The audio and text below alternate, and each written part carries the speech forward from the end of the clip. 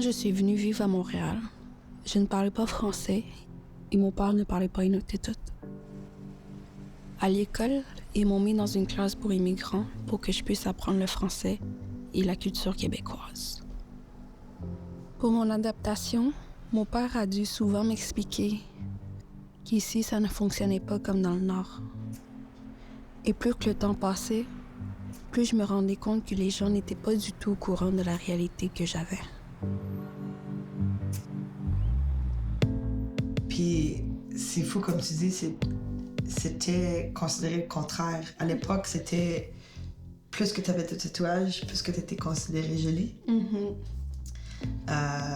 Puis c'était vraiment un symbole de achievement, Mm-hmm. puis d'avancement dans sa vie. Mm-hmm. Une fois, on m'a demandé si le tatouage pouvait aussi représenter les difficultés que quelqu'un traverse. Ça, j'ai jamais entendu parler de ça, mais ça pourrait, là. Je suis sûre que ça pourrait. Si quelqu'un avait passé un moment très difficile dans sa vie, décide de se faire tatouer pour mémorer ça, comme se souvenir de ça, puis se souvenir que, tu sais, on a passé à travers, là. Mm-hmm.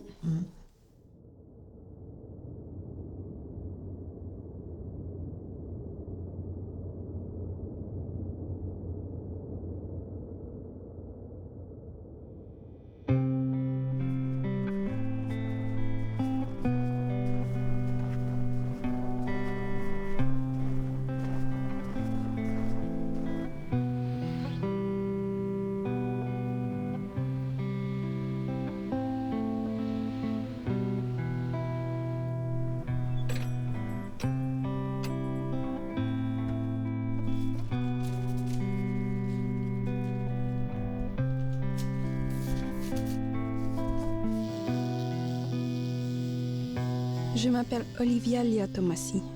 Je suis Inuk de Kanyatsuk au Nunavik. Je suis née en 1998 d'une mère Inuk et d'un père trifluvien.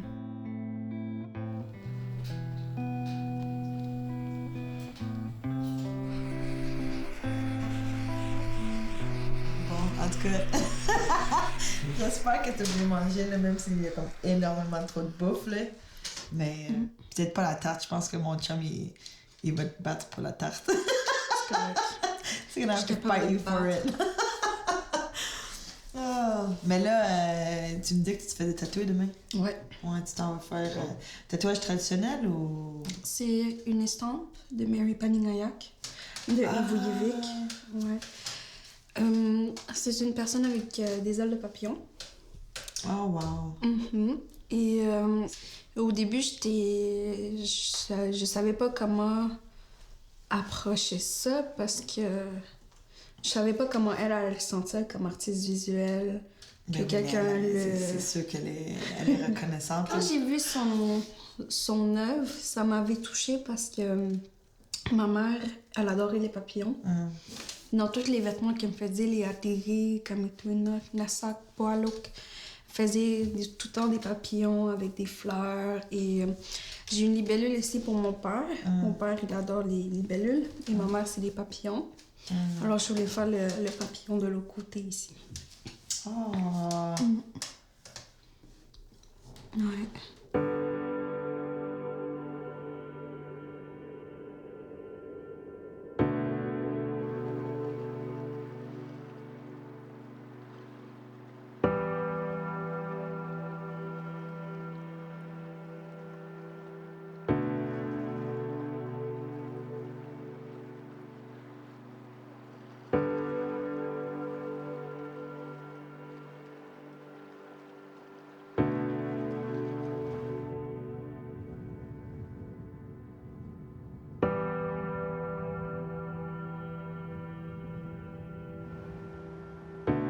À Kanyatsuk, je vivais avec la famille du côté de ma mère. Tout le monde se connaît parce que c'est un petit village d'à peine 600 personnes. Et après l'école, on allait tout le temps jouer. Il y avait tout le temps de quoi jouer avec parce que la toundra, c'est comme un super gros parc pour enfants. Et mon village est connu pour le poisson. J'ai mangé beaucoup de poissons, de caribou, de moules. Je me souviens de cueillir des moules à la marée basse, d'aller cueillir les baies en automne, des activités scolaires, et dès qu'il y avait un animal comme un renard ou un ours ou des loups, tout le monde allait voir. Je me souviens de l'arrivée des oies au printemps. C'est un des plus beaux endroits du monde.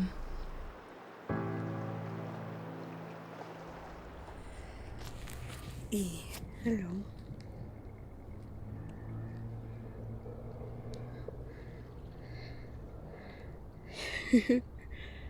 Hello. C'est un phoque. Il n'y avait pas d'emploi pour mon père dans mon village. Il a dû retourner vivre à Montréal. Je me suis habituée à vivre sans qu'il soit là. Et le nouveau conjoint de ma mère avait des problèmes de violence. Et ça s'aggravait lorsqu'il consommait l'alcool. C'était devenu quelque chose d'habituel et de normal pour moi. Mais une nuit, quand j'avais 7 ans, il a dépassé les limites. Il est allé plus loin que prévu. Je m'en suis pas rendu compte tout de suite. J'en ai pas pris conscience immédiatement pendant que c'est arrivé. Il a mis fin au jour de ma mère.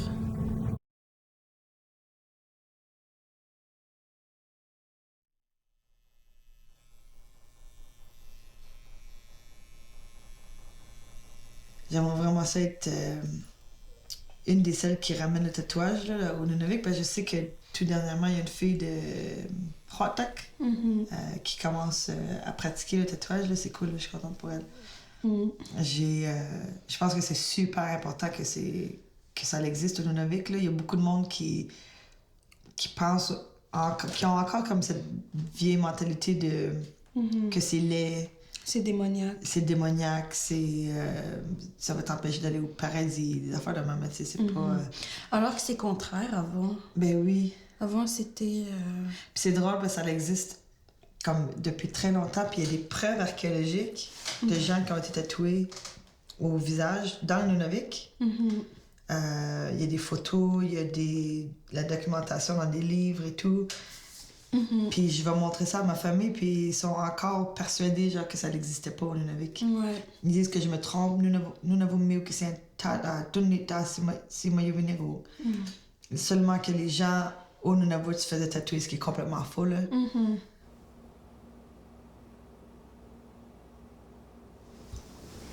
Ça, c'est une botte que ma grand-mère m'a faite. Moi, je les ai quand même un peu parties. Que j'ai grandi des pieds depuis.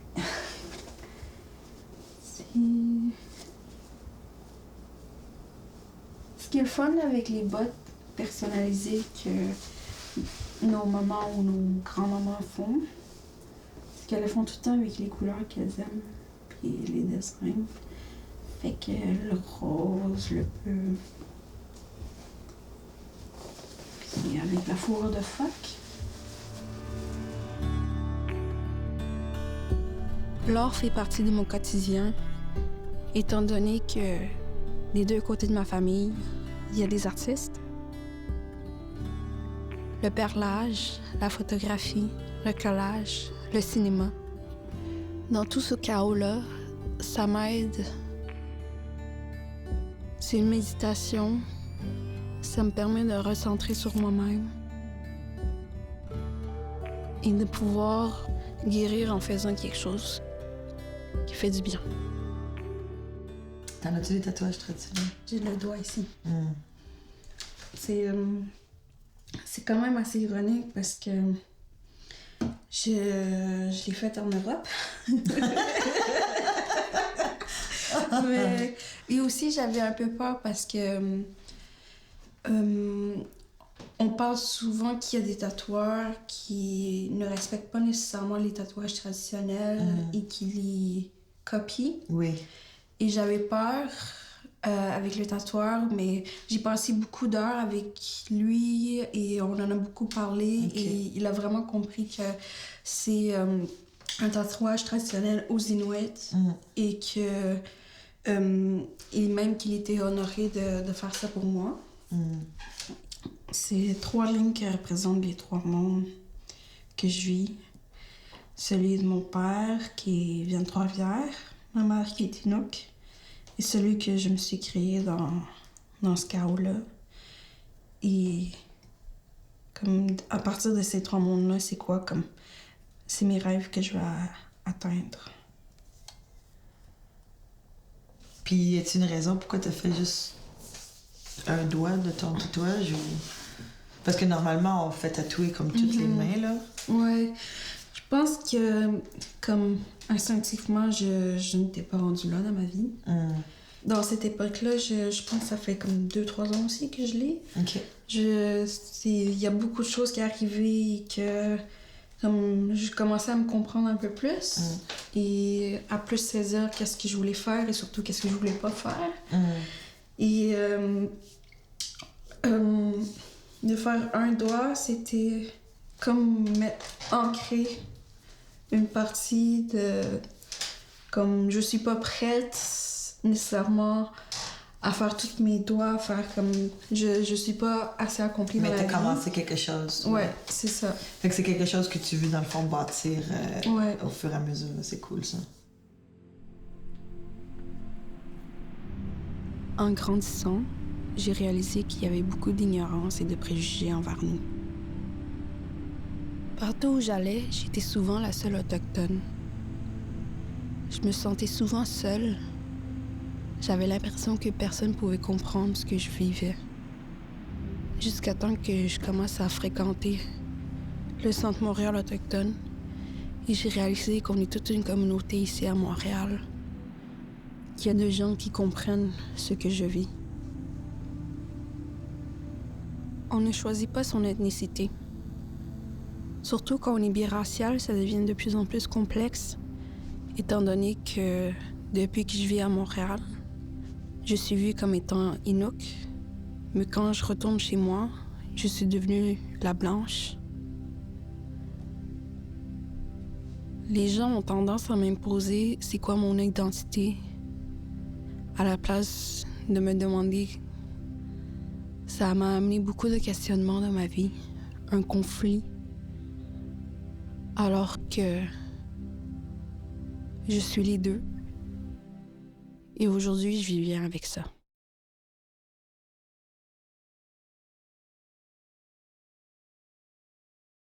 Mais c'est drôle que tu parles genre de l'identité de ton père qui est québécois, ta mère qui est inuit, puis que tu te ramasses un peu dans les deux parce que Ouais, mais c'est toi la aussi, même, tu ouais, vis ouais, c'est ça. la même chose pour moi, là. Ouais, C'est quelque chose de tellement difficile. Puis je pense que les gens s'en rendent pas compte. Souvent, en grandissant, j'avais beaucoup de... quand je vivais à Kuujjuaq, beaucoup d'intimidation de la part des autres étudiants. Là. Puis pas juste les étudiants, les adultes aussi. Là, on me disait Halunalarak, qui veut dire semblant de fille blanche ou veut être comme une fille blanche. Et du coup, je recevais comme la discrimination parce que j'étais pas assez Inuk. En secondaire 1, quand ma prof de maths elle a appris que j'étais autochtone, elle m'a dit fait que tu payes-tu des impôts? Et écoute, j'étais en secondaire 1 et j'avais 11 ou 12 ans, c'est juste...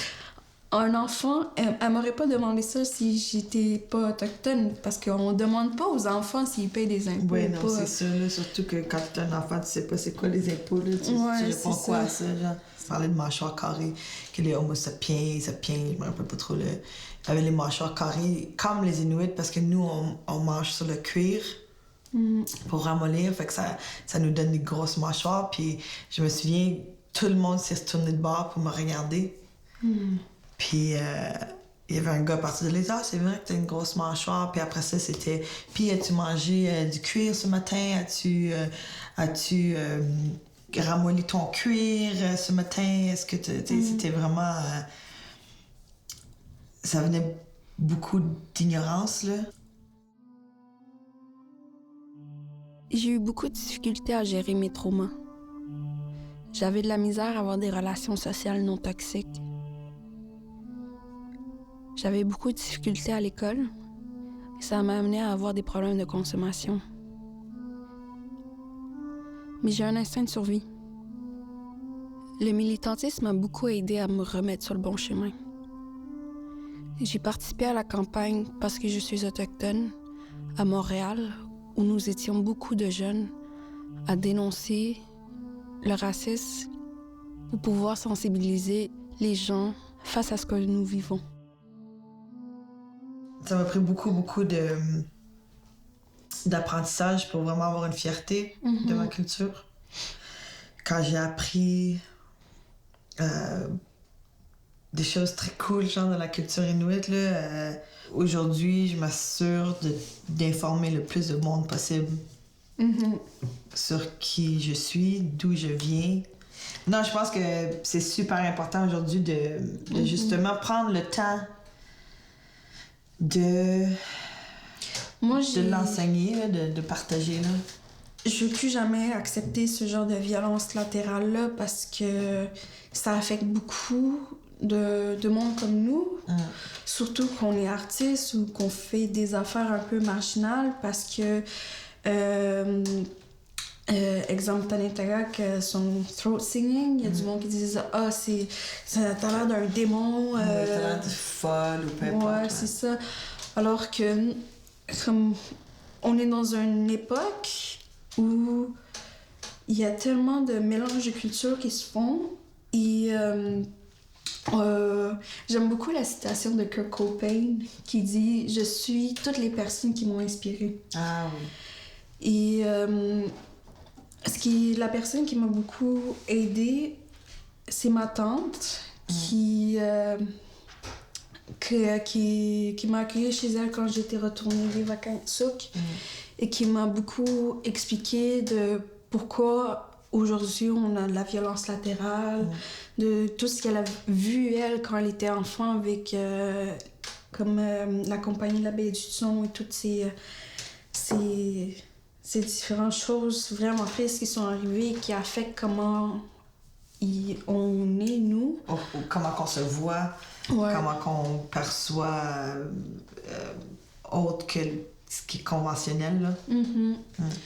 Et aussi, comme ici, ce qui m'a beaucoup aidé aussi, c'est du monde comme toi et moi, d'autres autochtones aussi, qui même s'ils sont pas inuits, comme ils se font traiter de pommes parce qu'ils viennent vivre à Montréal. Et comme non, on est autochtones, peu importe où est-ce qu'on va vivre. Oui, c'est et ça, comme il y a tellement de choses dans le monde que qui existent, là, qui nous intéressent, puis qui nous influencent, qui affectent nos réalités. Là. Puis je pense que c'est comme tu balances, là, à un moment donné, t'es ton propre personne, là, tu peux pas ni faire tout ce qui est traditionnel parce qu'il le faut pour plaire à tout le monde qui est traditionnel ou traditionnaliste, ou non plus, genre, il faut pas non plus tout mettre ça de côté parce que ça fait quand même partie de notre identité, là. Mais en même temps, on s'en fout, genre, on vit la façon qu'on veut, puis on s'en fait plus à un moment donné, là.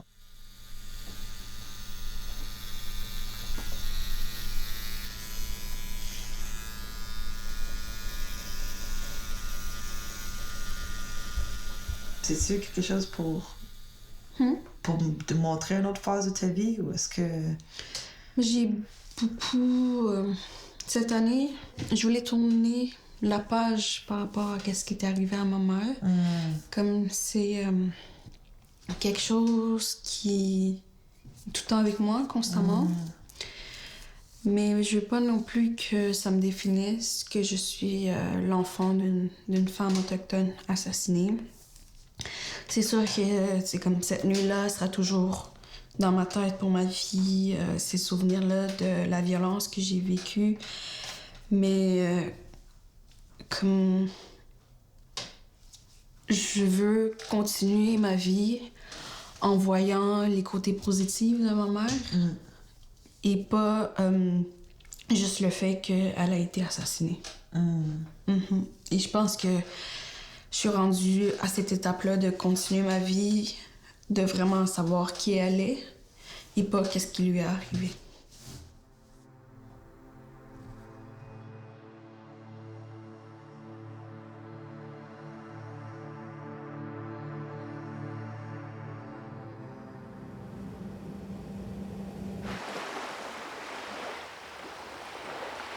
Depuis les dernières années, j'ai pris le goût de voyager. J'ai visité plusieurs pays. Et ce que j'aime, c'est que les gens me voient comme une étrangère parce que je le suis. Je me sens libre d'être moi-même. Et je me sens libre de dire que je suis une Inuk québécoise.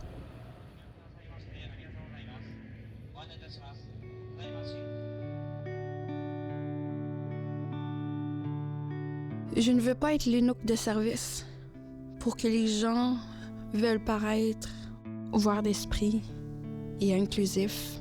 Je ne suis pas un token, je suis une personne.